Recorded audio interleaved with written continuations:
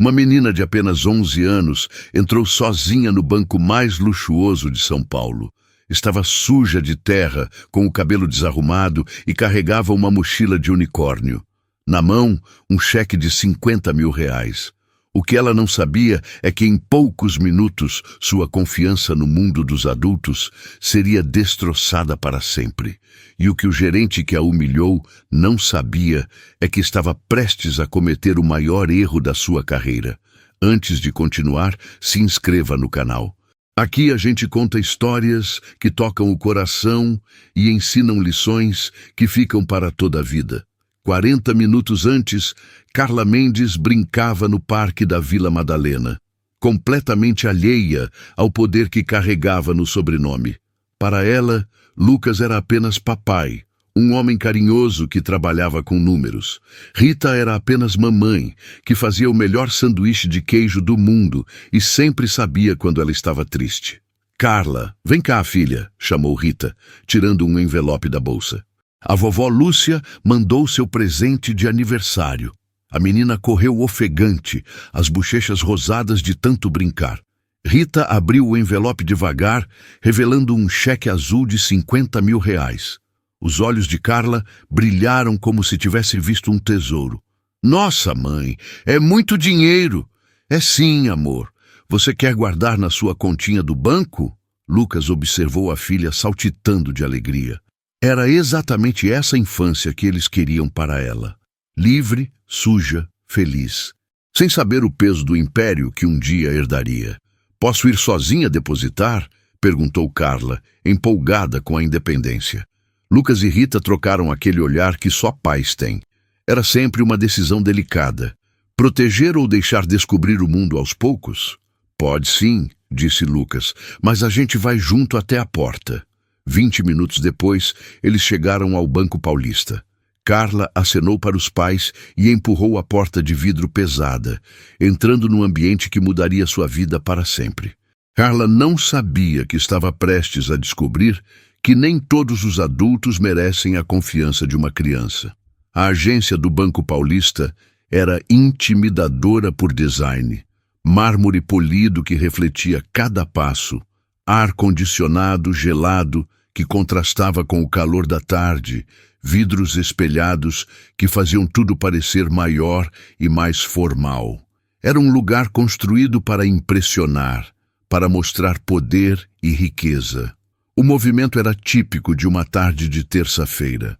Executivos de terno corriam entre compromissos, clientes elegantes falavam baixo nos caixas. Tudo funcionava como uma máquina bem azeitada de eficiência e formalidade. Até que uma menina suja quebrou aquela harmonia perfeita. Carla entrou segurando firme a alça da mochila de unicórnio. O contraste era brutal. Sua inocência infantil contra a sobriedade corporativa, sua sujeira honesta de brincadeira contra a limpeza asséptica do ambiente. Os primeiros olhares começaram imediatamente, como dominós caindo em sequência. Uma funcionária do caixa cutucou a colega e sussurrou algo. Um segurança franziu a testa, se perguntando se deveria abordar. Alguns clientes pararam de mexer no celular para observar a cena que se formava. Carla sentia o peso daqueles olhares, mas não entendia por quê. Na sua inocência de 11 anos, não conseguia imaginar que sua aparência pudesse ser um problema. Afinal, era apenas uma criança que havia brincado. Respirou fundo e caminhou em direção ao balcão principal, cada passo ecoando no mármore como anúncio de sua presença. Seus tênis rosa, que já foram rosa um dia, deixavam pequenas marcas de terra no chão impecável. No balcão estava Paulo Santos, gerente há 5 anos, terno sempre impecável, orgulhoso da sua posição conquistada a duras penas. Ele estava concentrado no computador quando ouviu a voz fina.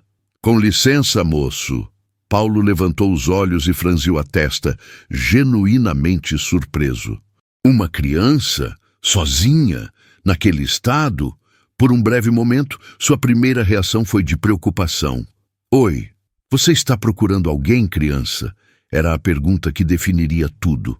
o momento exato em que Paulo poderia ter escolhido a gentileza. E foi nessa fração de segundo que o destino colocou nas mãos de Paulo o poder de proteger ou destruir a inocência de uma criança.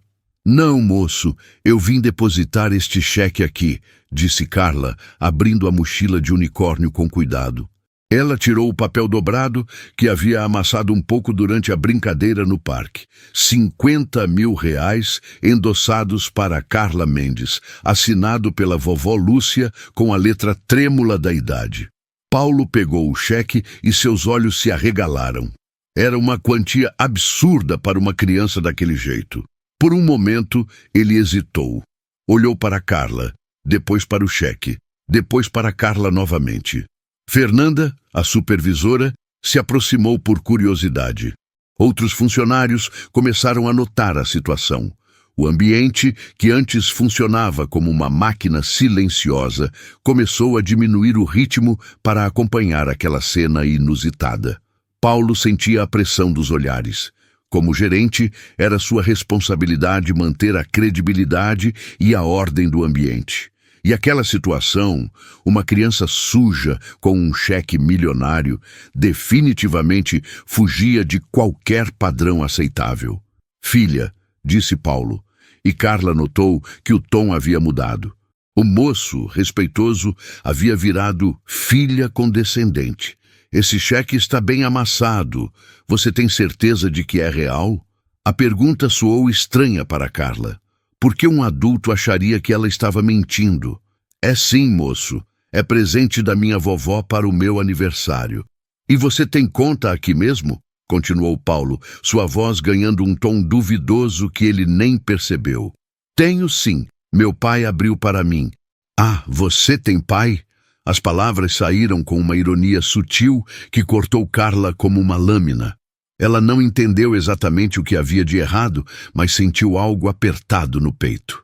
Fernanda se aproximou mais, trocando olhares cúmplices com Paulo. Outros funcionários pararam suas atividades para assistir. Alguns clientes pegaram os celulares, pressentindo que algo interessante estava prestes a acontecer. Paulo olhou ao redor, viu a audiência que havia se formado e tomou a decisão que selaria seu destino.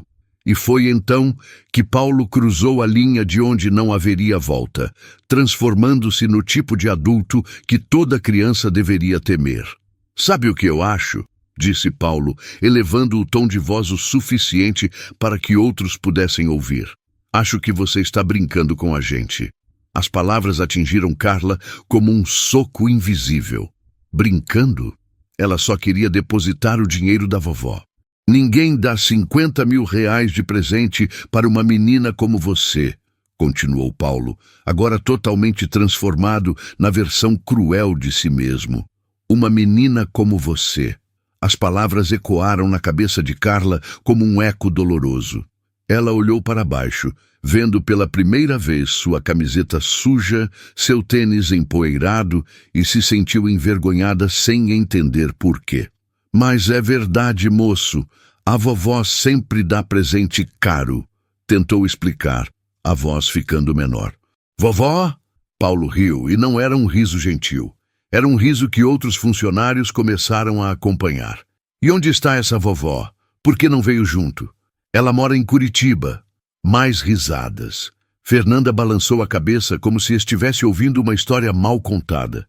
A plateia que havia se formado, funcionários e clientes, começou a se divertir com aquela situação. Olha aqui, mocinha, disse Paulo, segurando o cheque no ar como se fosse uma evidência de crime. Aqui é um banco sério. A gente não pode aceitar documento nesse estado. Ele fez uma pausa teatral, garantindo que tinha a atenção de todos. E outra coisa, criança não resolve essas coisas sozinha. Onde estão seus responsáveis?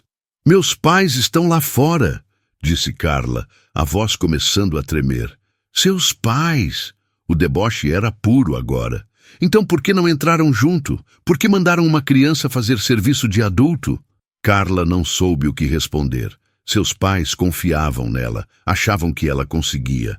Mas agora ela se perguntava se estava errada. Por favor, moço, é só depositar na minha conta. A súplica na voz dela apenas alimentou a crueldade de Paulo. Não existe essa conta, criança. Pare de inventar história. E então, na frente de todos aqueles adultos que deveriam protegê-la, Paulo fez o impensável. Rasgou o cheque. Rasgou devagar, teatralmente, olhando nos olhos de Carla enquanto destruía os 50 mil reais da sua vovó. Depois rasgou mais uma vez, deixando 4 pedaços, e jogou tudo no cesto de lixo ao lado da mesa. Pronto. Problema resolvido. As risadas que explodiram foram adultas, maldosas, covardes.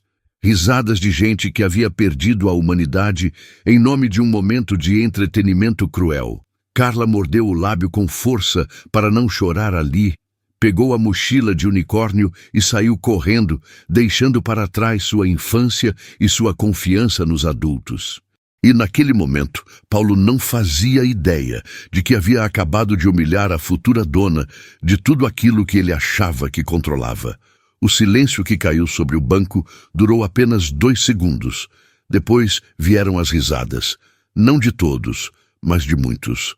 Risadas adultas, maldosas, covardes. Risadas de gente que esqueceu que já foi criança um dia. Paulo sorriu satisfeito com a própria performance. Tinha resolvido o problema e ainda dado um show para os colegas. Fernanda balançou a cabeça aprovando. Alguns clientes continuaram filmando com os celulares, achando a situação hilária. Bem feito, murmurou alguém. Criança tem que aprender a não inventar história. Paulo sentiu-se validado, importante, o gerente eficiente que mantinha a ordem e a credibilidade da instituição. Carla olhou uma última vez para os pedaços do cheque no lixo.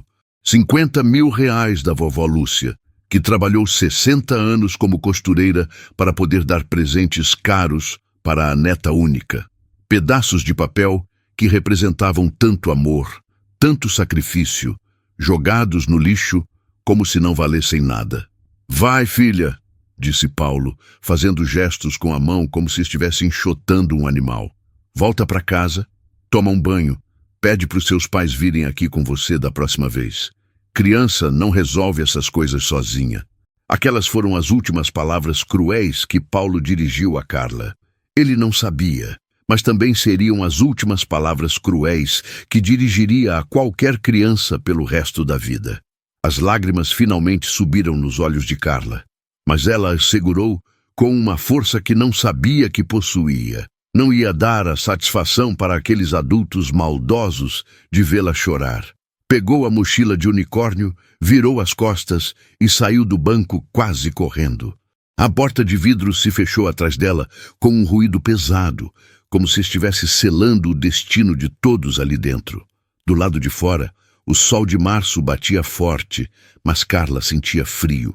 Lucas e Rita estavam terminando uma ligação de trabalho quando viram a filha sair. Algo estava errado, muito errado. Rita conhecia cada microexpressão da filha, cada movimento, cada respiração. Aconteceu alguma coisa, amor? Perguntou-se abaixando imediatamente na altura de Carla. A menina não conseguia falar. As palavras estavam presas na garganta, misturadas com lágrimas que ela ainda se recusava a deixar cair. Eles riram de mim, conseguiu sussurrar finalmente. Lucas largou o telefone no mesmo instante. Quem riu de você, princesa? Os moços do banco disseram que eu estava suja. Um deles rasgou o cheque da vovó. E foi naquele momento que Lucas e Rita descobriram que alguém havia tocado no bem mais precioso de suas vidas. Ele fez o quê? A voz de Rita saiu mais alta do que pretendia, carregada de uma indignação primitiva que só mães conhecem. Rasgou e jogou no lixo. Diz que eu estava inventando história, repetiu Carla, as palavras saindo atropeladas entre soluços contidos. Lucas se abaixou e segurou as 2 mãos da filha. Suas próprias mãos tremiam levemente, uma mistura de raiva e algo muito pior, culpa. Carla, me conta tudo do começo, cada palavra que eles disseram. E ela contou, cada pergunta irônica, cada risada cruel, cada olhar de nojo, como Paulo havia transformado seu pedido simples em um espetáculo de humilhação. Como os outros adultos haviam se juntado para rir de uma criança. Quando terminou, Rita estava com os punhos cerrados, as unhas cravadas na palma das mãos.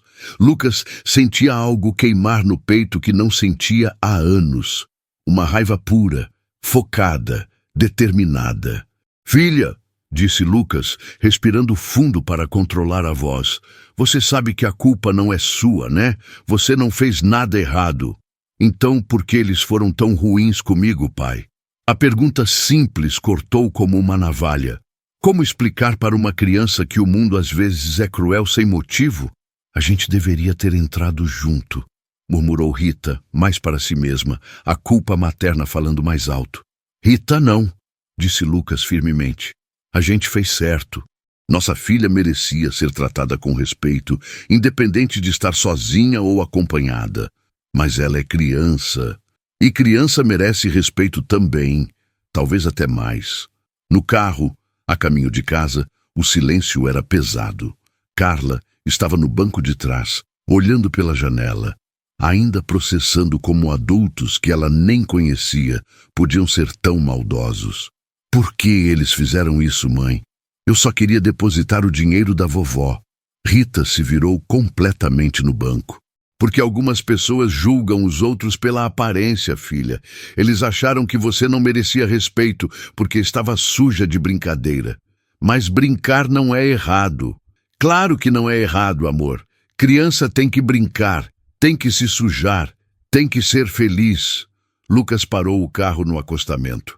Virou-se completamente para trás e olhou diretamente nos olhos da filha. "Carla, você quer saber uma coisa? Você é muito especial. Mais especial do que aqueles moços do banco jamais imaginaram." E então chegou o momento que Lucas e Rita haviam adiado por 11 anos. Contar para a filha quem ela realmente era. "Como assim especial, pai?" perguntou Carla, franzindo a testa com curiosidade infantil. Lucas hesitou. Durante 11 anos, eles haviam protegido a filha da verdade sobre o poder que ela carregava no sobrenome. Carla vivia como qualquer criança normal, sem saber que era herdeira de um dos maiores impérios financeiros do país. "Lembra quando você pergunta onde o papai trabalha? Você sempre fala que trabalha com dinheiro", respondeu Carla, ainda sem entender aonde a conversa ia dar. "É verdade, mas não é só isso." Lucas respirou fundo. "Aquele banco onde você foi hoje, ele é nosso, filha." Carla piscou várias vezes, processando a informação. "Ué, como assim nosso?" "Seu pai e eu criamos esse banco", explicou Rita calmamente. "Começou pequeno quando você era bebê. Foi crescendo, crescendo e hoje está em várias cidades do Brasil." A simplicidade da pergunta de Carla, "Vocês são donos?", trouxe a dimensão real da situação. "Somos, amor, e quando você crescer, tudo isso vai ser seu também." O silêncio que se seguiu foi longo. Carla processava com a lógica direta de uma criança de 11 anos. "Então, aqueles moços malvados trabalham para vocês?" "Trabalham. E eles foram ruins comigo sem saber?" "Foram muito ruins." A próxima pergunta veio com uma inocência devastadora. "E vocês vão fazer o que com eles?" Lucas e Rita trocaram um olhar carregado de significado. Uma comunicação silenciosa que só casais de muitos anos conseguem ter. "Por que a gente nunca me contou isso antes?" perguntou Carla, ainda absorvendo a informação. "Porque queríamos que você tivesse uma infância normal", explicou Lucas. "Sem babás especiais, sem motoristas, sem gente te tratando diferente só porque tem dinheiro. Você queria ser apenas criança", disse Rita. "Brincar, se sujar, ser feliz de verdade." "E foi certo", disse Carla, surpreendendo os pais com a maturidade. "Eu gosto de brincar no parque com todo mundo." "E você vai continuar brincando, princesa. Isso não vai mudar." "Mas aqueles moços, vocês vão ensinar para eles que criança tem que ser respeitada?" E naquela pergunta inocente, Lucas encontrou toda a motivação que precisava para fazer o que sabia que tinha que fazer.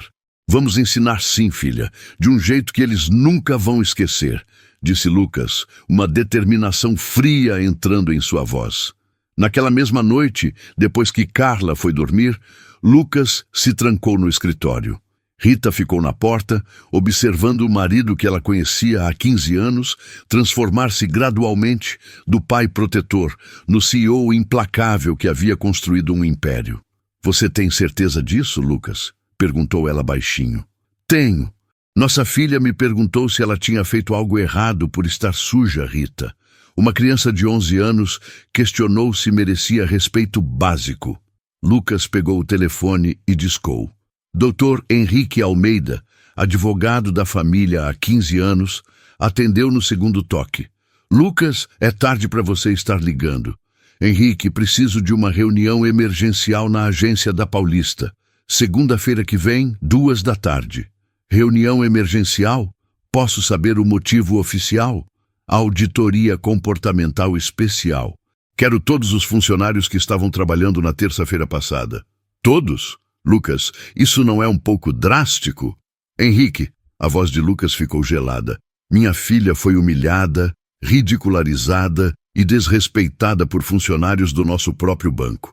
Riram dela, rasgaram um cheque na cara dela, a trataram como se ela fosse lixo. Do outro lado da linha, silêncio absoluto. Meu Deus do céu, Lucas. Quero documentação completa. Câmeras de segurança, relatório detalhado de cada pessoa presente e quero consequências adequadas. Que tipo de consequências? Para quem participou ativamente, demissão por justa causa. Para quem encorajou ou riu, demissão com indenização mínima. Para quem ficou em silêncio assistindo uma criança ser humilhada, advertência formal e treinamento obrigatório. O advogado conhecia Lucas bem o suficiente para saber que era inútil argumentar quando ele falava naquele tom. E Henrique, continuou Lucas, essa não é só uma questão de justiça familiar, é uma questão de princípios corporativos. Quero que isso vire exemplo para toda a nossa rede. Enquanto isso, a poucos quilômetros dali, Paulo jantava tranquilamente em casa. Ajudou o filho Bruno com a lição de matemática, assistiu televisão com a esposa Marina, reclamou do trânsito do dia. Como foi o trabalho hoje? Perguntou Marina, sem imaginar que estava casada com alguém que havia destruído a inocência de uma criança algumas horas antes. Normal. Apareceu uma criança meio esquisita querendo depositar um cheque falso, mas eu resolvi a situação. Como assim? Rasguei o papel e mandei ela embora. Provavelmente era alguma pegadinha. Marina não disse nada, mas algo na forma casual como Paulo descreveu o episódio a incomodou. Durante todo o fim de semana, Paulo viveu normalmente. Levou a família ao shopping, almoçou com os sogros, assistiu futebol com os amigos. Até contou para alguns a história da menina esquisita que apareceu no banco, como se fosse uma anedota engraçada. Paulo não fazia ideia de que tinha exatamente 48 horas antes de sua vida desabar completamente. Segunda-feira, 14h em ponto. 48 horas depois de rasgar um cheque na cara de uma criança. A agência do Banco Paulista funcionava normalmente quando uma ligação interna chegou para o gerente geral. Auditoria comportamental especial. Reunião imediata com todos os funcionários que estavam na terça passada. Auditoria comportamental? O que isso significa? Ordens diretas da matriz. Agora. Paulo estava organizando contratos quando recebeu o comunicado. Desceu confuso, ajeitando a gravata, o coração acelerado. A auditoria nunca era boa notícia, especialmente sem aviso prévio. O que você acha que é? Perguntou Fernanda, igualmente apreensiva. Não sei. Talvez algum cliente tenha reclamado, respondeu Paulo, ainda sem imaginar a tempestade que se aproximava. Em 15 minutos todos estavam reunidos no saguão principal. Caixas, seguranças, recepcionistas, supervisores, todo mundo que trabalhou na terça-feira anterior. 17 pessoas ao todo. Todas especulando sobre o motivo da convocação súbita. Às 2h15, as portas de vidro se abriram. Primeiro entraram 2 homens de terno escuro carregando pastas de couro. Advogados, obviamente. A presença deles já elevou o nível de tensão no ambiente. Depois, uma família. Homem, mulher e uma adolescente. Paulo olhou distraidamente para o grupo. E então, seu mundo parou. Aquela menina, aquele rosto, limpa, arrumada, cabelo penteado, mas definitivamente a mesma menina que ele havia humilhado na terça-feira. Fernanda também reconheceu. O sangue fugiu do seu rosto instantaneamente. O homem deu um passo à frente. Sua simples presença dominava o ambiente inteiro, como se a gravidade tivesse mudado. "Boa tarde", disse, sua voz ecoando no silêncio mortal. "Meu nome é Lucas Mendes." Alguns funcionários franziriam a testa. O sobrenome soava familiar, mas a conexão ainda não havia sido feita. "Esta é minha esposa, Rita Mendes." Lucas colocou a mão no ombro da menina com uma ternura que contrastava dramaticamente com a autoridade em sua voz. "E esta é nossa filha, Carla Mendes." Paulo sentiu suas pernas começarem a falhar. "Vocês devem estar se perguntando por que estamos aqui", continuou Lucas, sua voz cortando o silêncio como uma lâmina. "A resposta é muito simples." Ele fez uma pausa, deixando a tensão crescer. "Na terça-feira passada, minha filha entrou sozinha nesta agência. Ela queria fazer um depósito, um cheque de R$50 mil que ganhou da avó." Os olhos de Paulo começaram a se arregalar. Não podia ser. Por favor, que não fosse. Ela estava suja porque tinha acabado de brincar no parque. Como toda criança deve brincar. Como toda criança tem o direito de brincar. A voz de Lucas ganhou uma dureza que fez todos se encolherem. "E alguns de vocês riram dela. Humilharam ela. Um de vocês rasgou o cheque na frente dela e jogou no lixo como se ela fosse lixo também." Paulo tentou engolir, mas sua garganta estava completamente seca. "Agora", disse Lucas, acenando para um dos advogados, "antes de anunciarmos as consequências, vocês merecem saber exatamente com quem mexeram." Lucas olhou diretamente para Paulo, que estava visivelmente tremendo. "Rita e eu fundamos este banco há 15 anos. Começamos com 3 funcionários e um sonho. Hoje, o Banco Paulista tem mais de 10 mil funcionários em centenas de agências por todo o país." A realização começou a se espalhar pelo grupo como um vírus mortal. "Somos os proprietários desta instituição. E nossa filha, quando completar 18 anos, herdará a participação majoritária de tudo o que construímos." Murmúrios abafados de choque começaram a se espalhar. Alguns funcionários pareciam querer desaparecer no chão.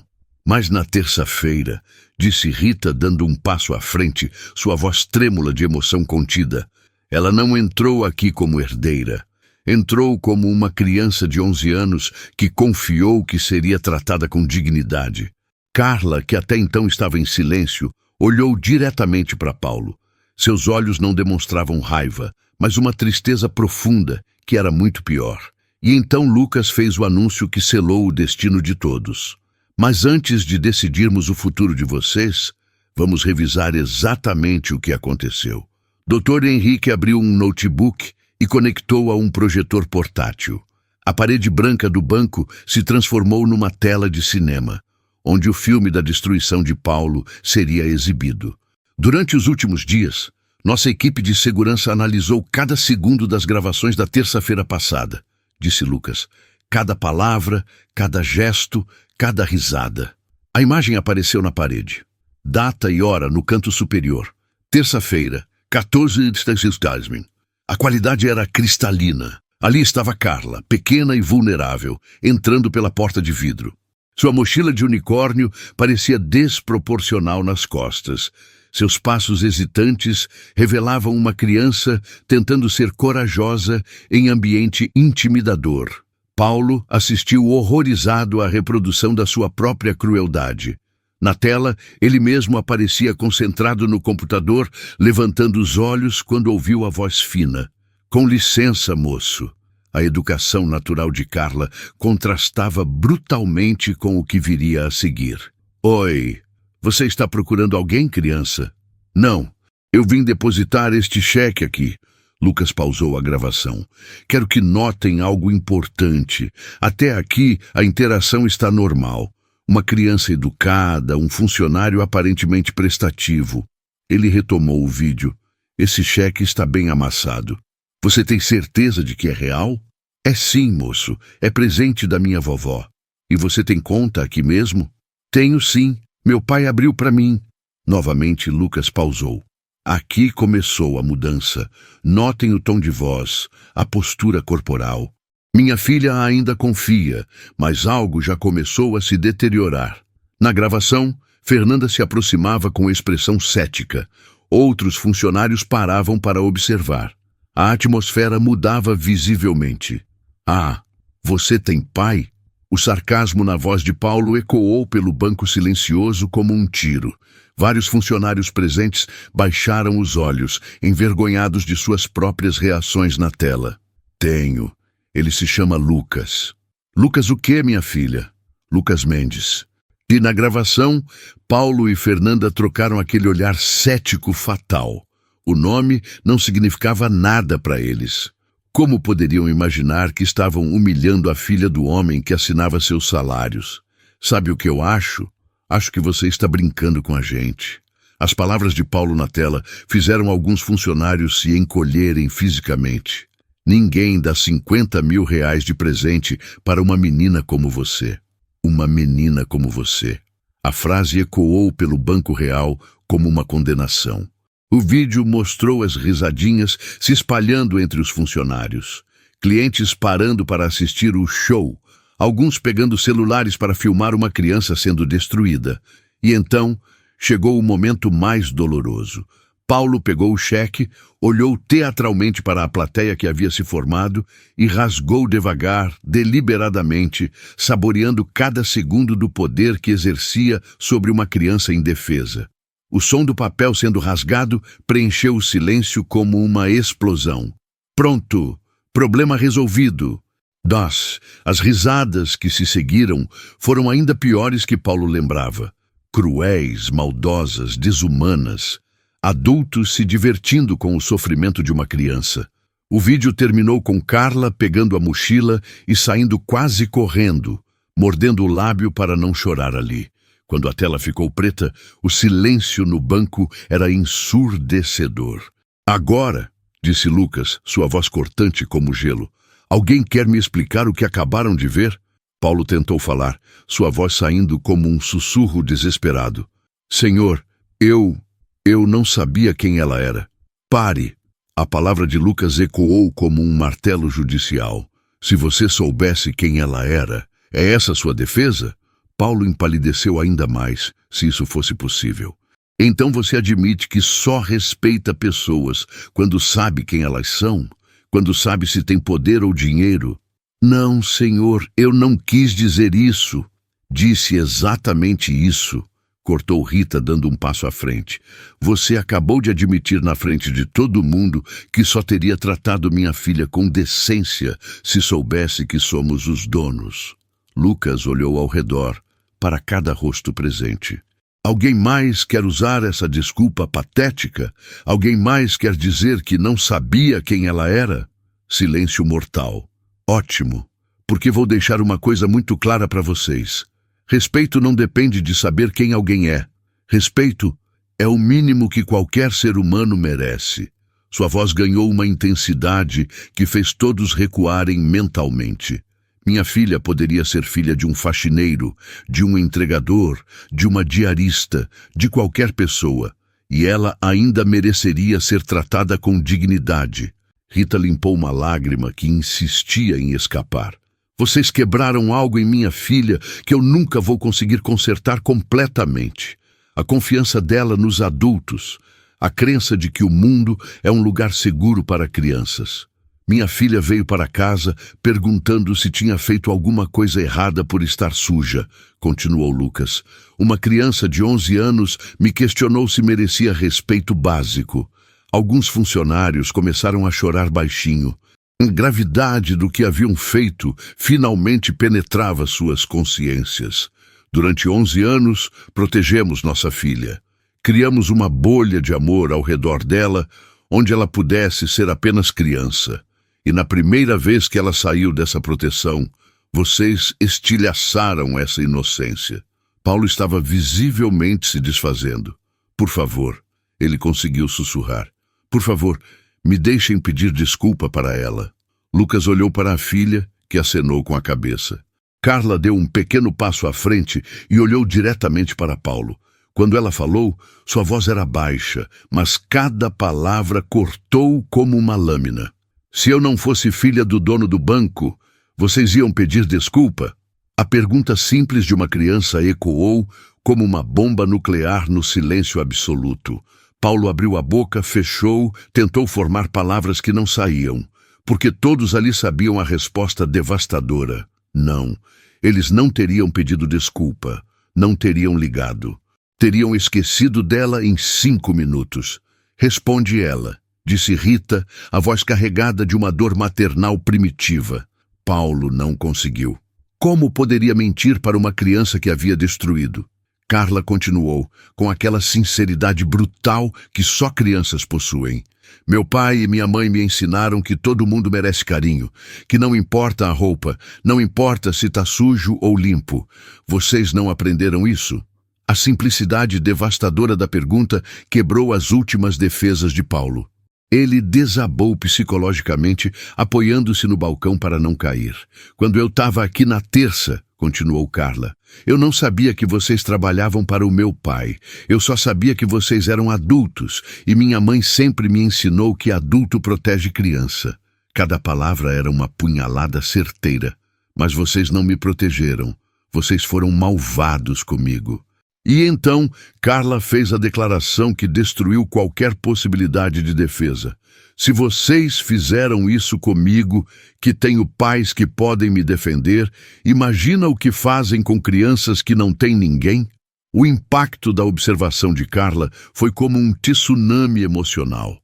A ideia de que eles poderiam fazer isso rotineiramente com outras crianças, crianças sem proteção, sem voz, sem poder, atingiu cada pessoa presente como um soco no estômago.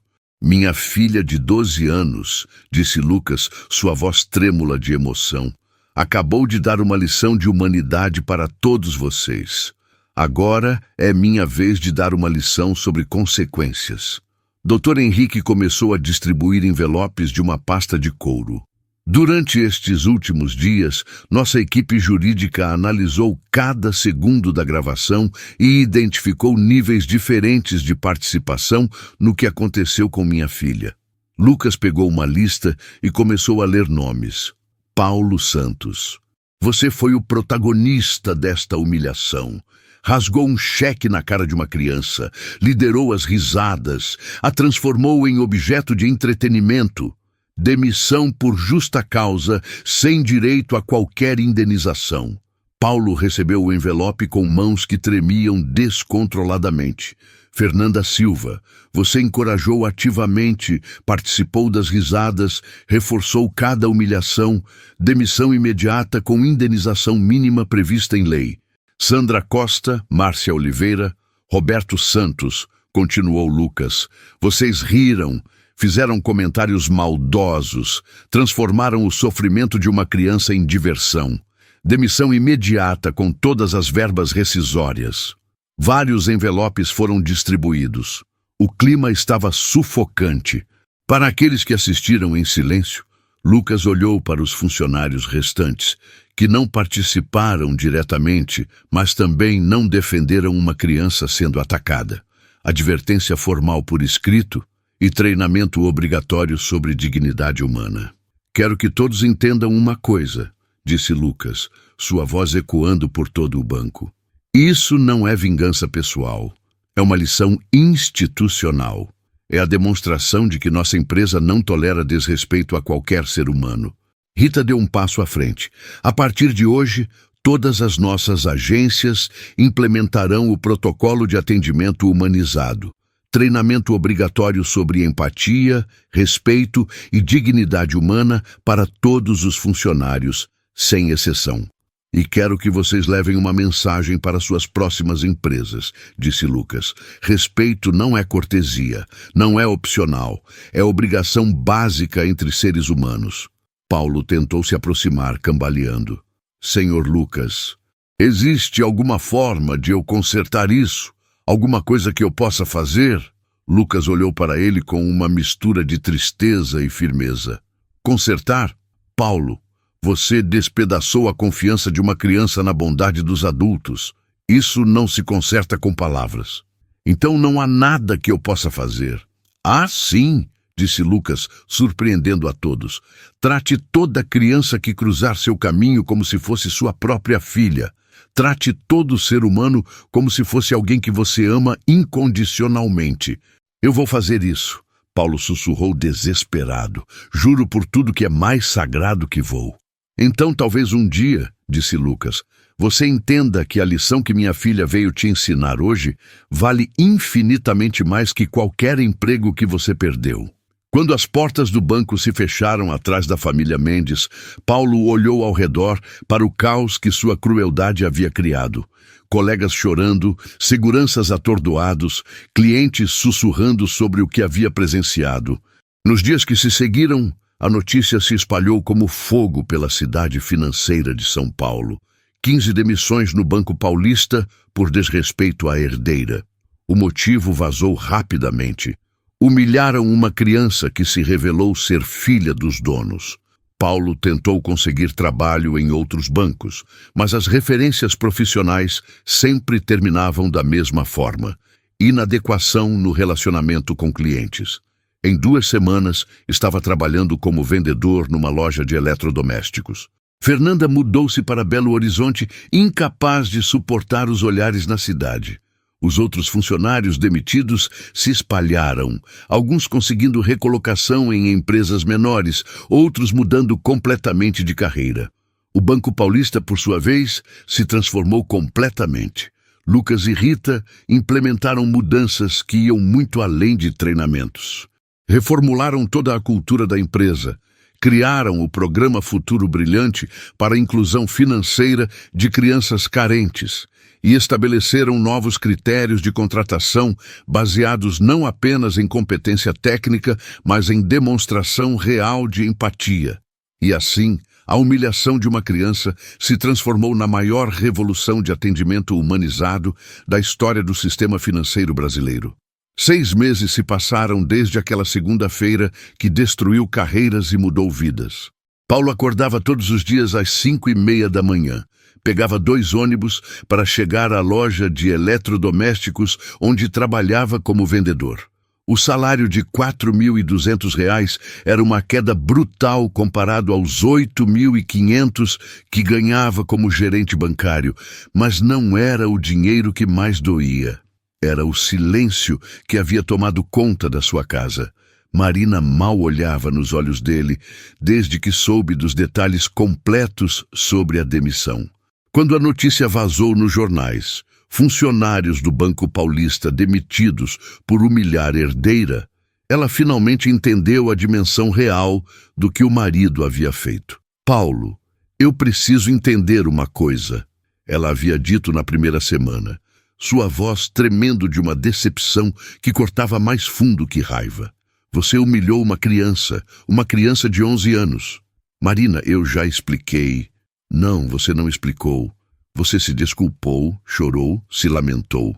Mas não me explicou como o homem que eu amo há 15 anos foi capaz de rasgar um cheque na cara de uma menina. O filho deles, Bruno, de 8 anos, sentia a atenção em casa como uma criança sente tudo, intensamente, sem entender completamente. Parou de pedir ajuda com a lição, parou de contar sobre a escola, andava na ponta dos pés como se tivesse medo de incomodar. Por que você não usa mais terno, papai? Perguntou um dia, com aquela inocência que apenas intensificava a culpa de Paulo. Papai mudou de trabalho, filho. Por que mudou? Paulo não conseguiu responder. Como explicar para uma criança que você destruiu sua própria vida sendo cruel com outra criança? Na loja, Paulo havia desenvolvido um comportamento que intrigava os colegas. Sempre que uma criança entrava com os pais, Ele se transformava no vendedor mais atencioso do estabelecimento. Um dia, uma menina de uns 10 anos entrou com a mãe. Estava com o uniforme da escola sujo de tinta guache, provavelmente vinha direto da aula de artes. "Desculpa", disse a mãe, constrangida. "Ela veio direto da escola e..." "Não precisa pedir desculpa", Paulo interrompeu imediatamente, se abaixando na altura da menina. "Que cor você estava pintando hoje?" "Amarelo e azul", respondeu ela, tímida, mas curiosa. "Amarelo e azul fazem verde, né? Aposto que você fez uma pintura linda." A menina sorriu. Naquele momento, Paulo viu Carla naquele sorriso. A confiança inocente, a alegria pura de uma criança que ainda acredita na bondade dos adultos. O pai da menina ficou surpreso com a gentileza genuína. Os outros vendedores normalmente ignoravam as crianças ou as tratavam como inconveniência. À noite, Paulo tentou contar para Marina sobre esses momentos, mas ela o cortou. "Paulo, você não pode comprar perdão tratando outras crianças bem. Não é assim que funciona. Eu sei disso." "Então, por que faz?" Paulo ficou em silêncio por um longo momento. "Porque toda vez que vejo uma criança, eu vejo ela. Os olhos assustados, a mochila de unicórnio, a forma como ela segurou o choro quando rasguei o cheque. E o que você sente?" "Nojo de mim mesmo." Marina olhou para ele e disse as palavras que Paulo mais temia ouvir. "Eu também sinto nojo, Paulo, e não sei se isso vai passar." 1 ano se passou. A situação em casa havia evoluído para uma coexistência civil, mas distante. Marina não havia pedido divórcio, mas o casamento existia apenas no papel. Dormiam no mesmo quarto, mas poderiam estar em planetas diferentes. Bruno, agora com 9 anos, havia se adaptado àquele ambiente tenso, desenvolvendo uma maturidade precoce que partia o coração de Paulo. A criança falava pouco, observava muito, e Paulo se perguntava que tipo de pai ele havia se tornado depois de descobrir sua própria capacidade de crueldade. Na loja, Paulo havia se estabelecido como vendedor especialista em famílias com crianças. Seu Carlos, o gerente, notou o padrão. "Paulo, você tem um jeito especial com os pequenos. Os pais sempre elogiam seu atendimento." "Obrigado, seu Carlos. Estava pensando numa coisa. Que tal você fazer umas palestrinhas nas escolas do bairro? Nada muito elaborado, só uns papos sobre dinheiro, poupança, essas coisas." Paulo sentiu o coração acelerar. "Como assim? Educação financeira para crianças, sabe? Para mostrar que a loja se importa com a comunidade. Você faria no seu tempo livre, claro." Paulo pensou por um momento. Era uma chance de fazer algo útil, algo que talvez ajudasse a equilibrar minimamente a balança da maldade que havia feito. "Eu aceito. Ótimo. Mas se prejudicar suas vendas, não vai prejudicar." A primeira visita foi na Escola Municipal Santos Dumont. 20 crianças de 8 e 9 anos, olhando para ele com aquela curiosidade pura que apenas os pequenos possuem. "Oi, pessoal. Meu nome é Paulo e eu vim conversar com vocês sobre uma coisa muito importante: como cuidar do dinheiro." "Minha mãe diz que dinheiro some muito rápido", disse uma menina de tranças. "Sua mãe é muito esperta, por isso a gente precisa aprender a cuidar bem dele desde pequeno." Paulo descobriu que tinha talento natural para ensinar crianças.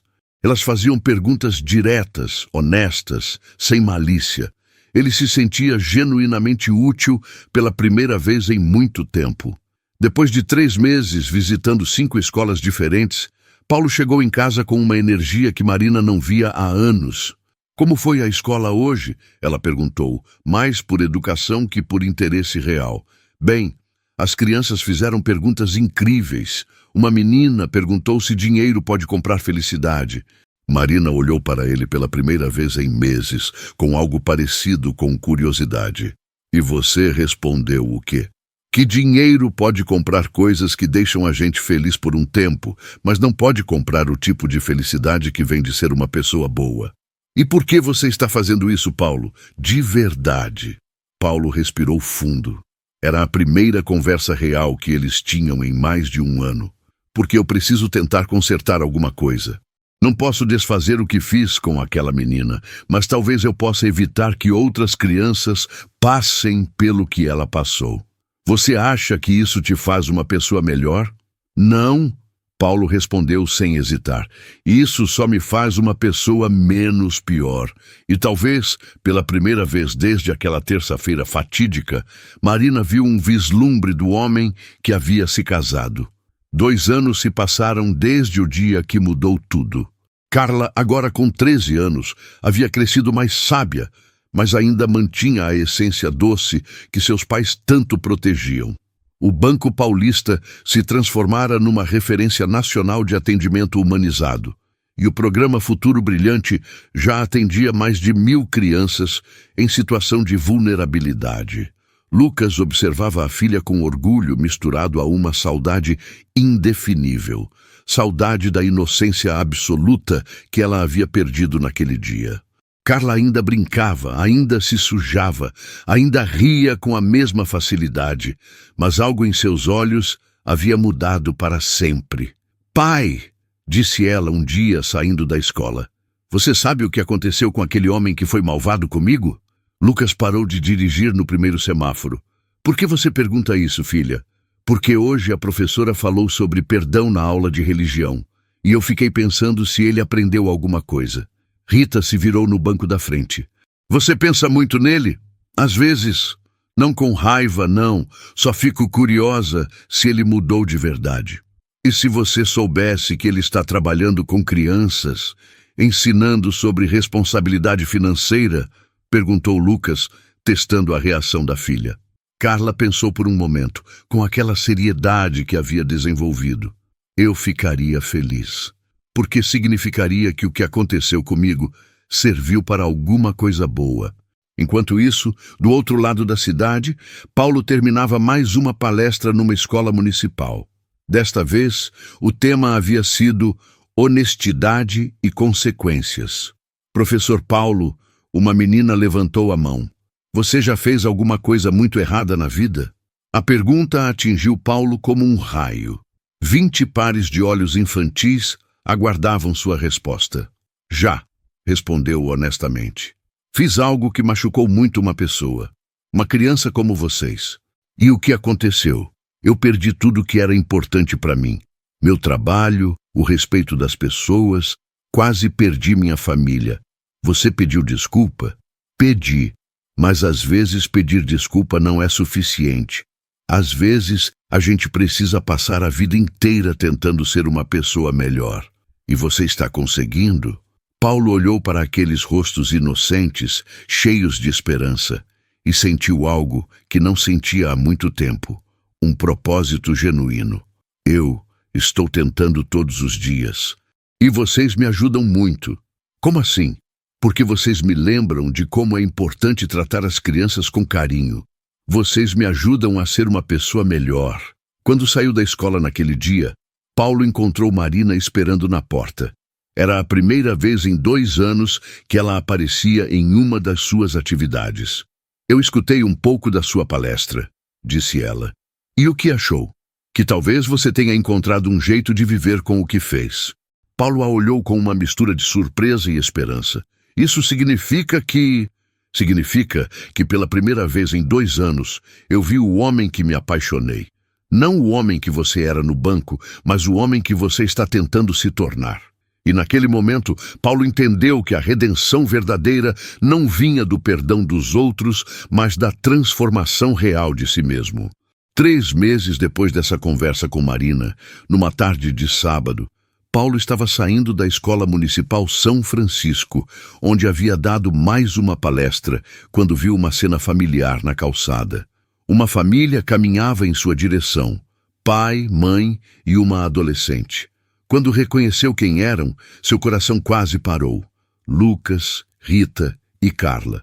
A menina estava maior, quase uma jovem mulher, mas era inconfundivelmente ela.